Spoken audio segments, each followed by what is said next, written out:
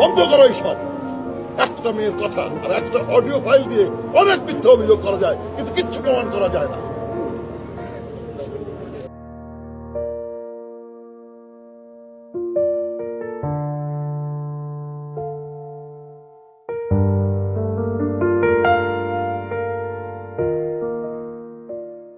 শাকিব খানের সোলজার সিনেমার shooting video viral হয়েছে সামাজিক যোগাযোগ মাধ্যমে। শাকিব খানের এই সোলজার সিনেমার শুটিং ভিডিওটি মুহূর্তেই ভাইরাল। বিশাল আয়োজনে চলছে সোলজার সিনেমার শুটিং। ডিসেম্বর মাসের 4-5 তারিখে থাইল্যান্ডে যাবে সোলজার সিনেমার টিম, গান সহ বাকি অংশের শুটিংয়ের জন্য।